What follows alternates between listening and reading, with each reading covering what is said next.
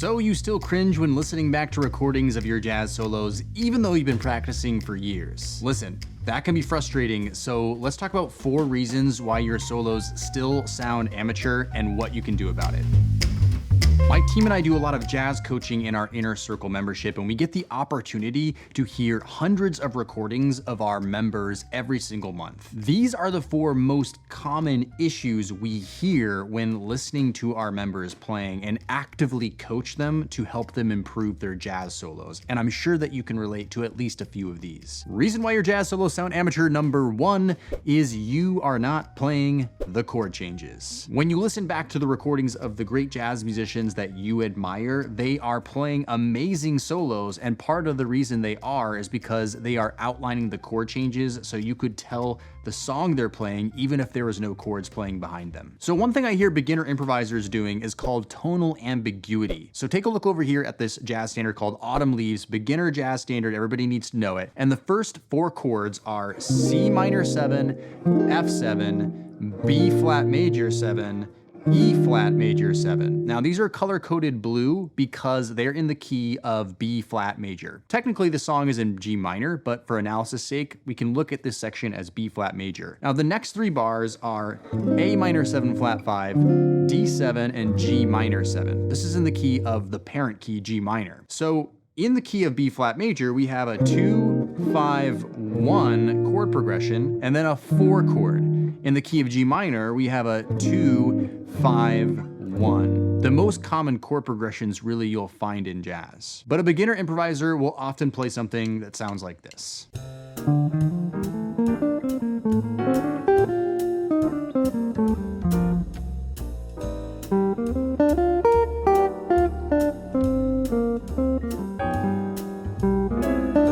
When you take a listen to that, it actually doesn't sound bad. Technically, all the right notes are being played. But tonal ambiguity is when really we're just sort of playing ideas in B flat major, even though we have a 2, 5, 1, 4. So for example, we could use the B flat major scale over top of all of that. So over the 2 chord, we can play the B flat major scale.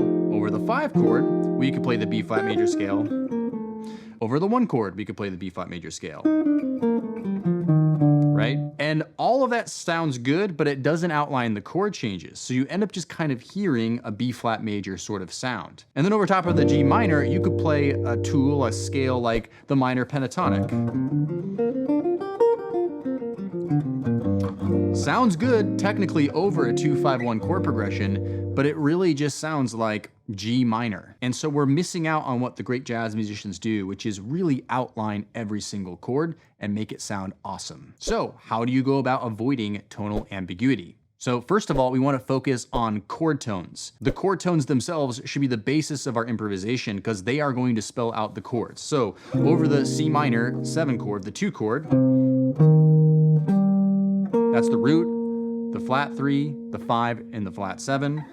Over the 5 chord, the F7, we have the root, we have the 3, we have the 5, and the flat 7. And over the B flat major 7, the root, the 3, the 5, and the major 7. That's just the very basics. Those are the chord tones. Then we also have something called the guide tones, which are the thirds and sevenths of each chord. So the third of C minor 7 is going to be E flat, and the 7 is going to be B flat. And then the third of F7 is going to be A, and the 7 is going to be E flat. And then the third and the 7th of B flat is going to be D natural and A. So obviously being aware of where these are in the chord progression of Autumn Leaves is important, but great jazz musicians will start connecting and resolving to these chord tones in their jazz lines, something like this.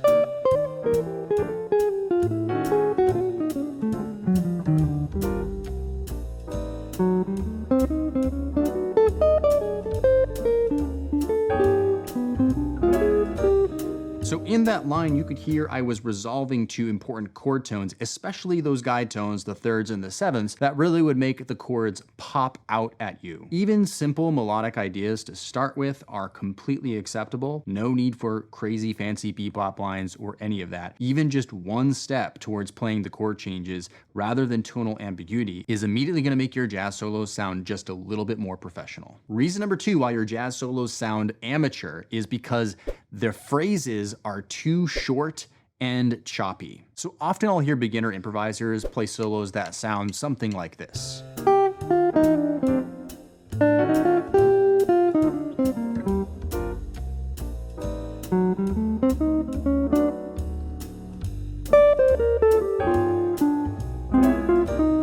And technically, there's nothing wrong with that. That actually could be a good way to start your solo. For example, listen to Sonny Rollins' solo on St. Thomas. He actually starts out super rhythmic, motific, and simple ideas. But if you listen a little further into Sonny Rollins' solo, he starts playing longer flowing eighth note lines, and you absolutely need to start working them in to sound more like that. So here's an example of what I'm talking about. So we'll start the solo with the shorter broken up phrase.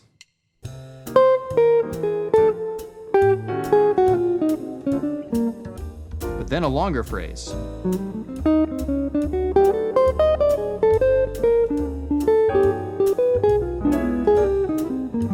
So the longer phrase gave it relief, and when you're only playing short phrases for half a chorus or an entire chorus or even more than one chorus, that's when it begins to start sound amateur. And so every once in a while you want to weave in longer flowing eighth note lines and perhaps a few triplets in there to add more interest into the solo. So what's one way you can practice doing this? I like to recommend an exercise that exaggerates the process of doing this. So for example, the first chorus of Autumn Leaves, you would play just continuous quarter notes, no other subdivision. The second chorus, you might do continuous eighth notes. And if you're doing it at a slow enough tempo, the next chorus, you could do continuous triplets. This isn't how you actually want to solo in the end, but it's going to force you to get out of your comfort zone to create those longer flowing eighth note lines and get inside of those rhythmic subdivisions better so that you are able to actually play those in your solos. Reason number three why your jazz solos still sound amateur is because you don't know enough jazz language. Again, let's go back to this idea of tonal ambiguity. Over top of Autumn Leaves,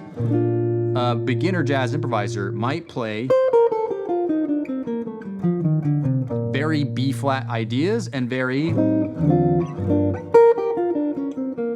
G minor ideas, right? Which is totally fine to start out with. But over time, you realize that you don't have the secret sauce that the great jazz musicians are playing that makes them sound awesome. Yes, part of that is playing chord tones and guide tones and playing them melodically. But the other side is, how do jazz musicians actually say different sentences over different chord progressions? So the two types of jazz language you need to focus on is number one, learning more jazz standards. The more jazz standards you learn, like Autumn Leaves, like All the Things You Are, like It Could Happen to You, and a plethora of others, the more you're gonna see the same patterns emerge time and time again, the more you're gonna be exposed to having to improvise over these chord progressions. So just by learning, yes, chord progressions to jazz standards, but also the melodies, you will learn jazz language. Focus on the melodies of jazz standards and really get to know them, especially if you learn bebop melodies like Confirmation, like Anthropology, like Billy's Bounce. All of these are basically solos that have melodic themes to them. So if you want to get really good at playing bebop, learn lots of bebop heads, and of course, learn lots of jazz standard melodies in general. The second type of jazz language is learning jazz solos and phrases from jazz solos by ear. This is why in our Inner Circle membership, we learn one new jazz standard a month,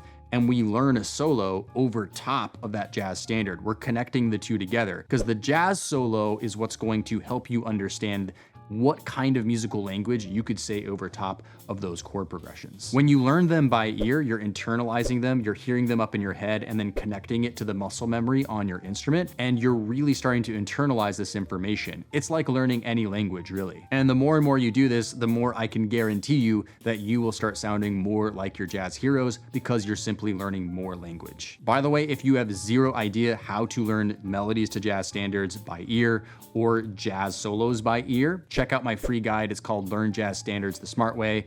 I'll leave that in the description down below. Gives you a simple 5-step process to do this very easily and very efficiently. Reason number 4 why your jazz solos still sound amateur is because you don't have a system to improve your jazz solos.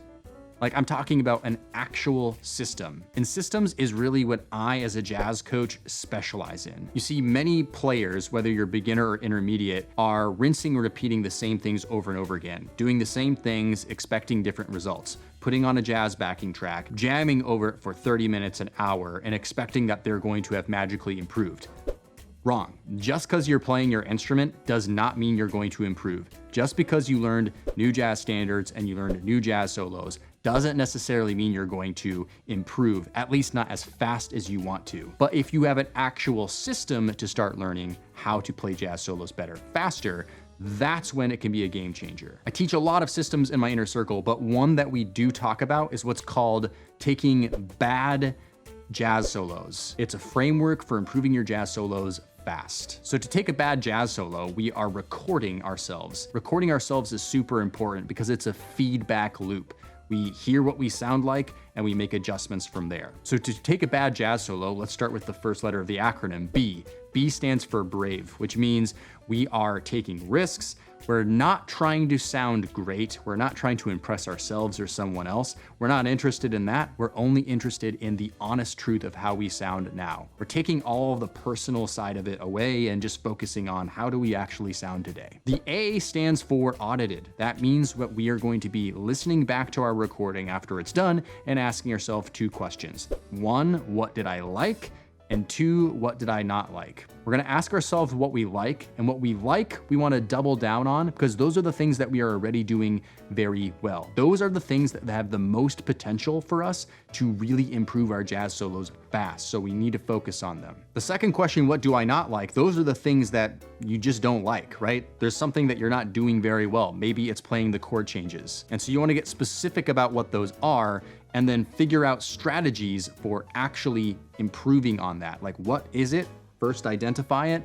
And second, what do I do about it? And so if we audit our jazz solo, then we can look and say, what is one strategy that I can employ to either improve the things I'm already good at or improve the things that I'm not good at? Which leads us to the last one, which is D, directional. Directional means that we're not just taking a solo for the sake of taking a solo. We're also applying things that we practiced, a strategy we employed after our last solo audit. So maybe you worked on the concept of playing longer flowing 8th note lines because you realized your solos were short and choppy. So the strategy that you employed was exaggerating the process by playing continuous 8th notes and triplets and quarter notes to practice the idea of doing that. Well, when you're gonna go take your solo, you're gonna wanna at least be trying to think about doing that, not just going back to old habits. That's a directional solo. So this is a simple 3-part framework that my members are using, and it's improving their playing a lot faster. And you can start employing strategies like this too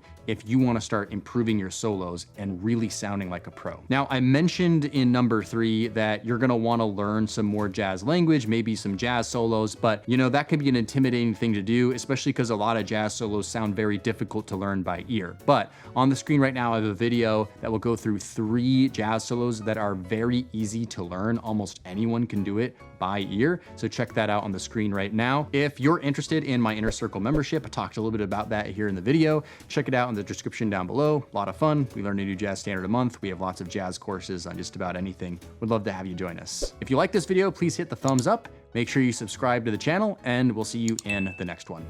Cheers.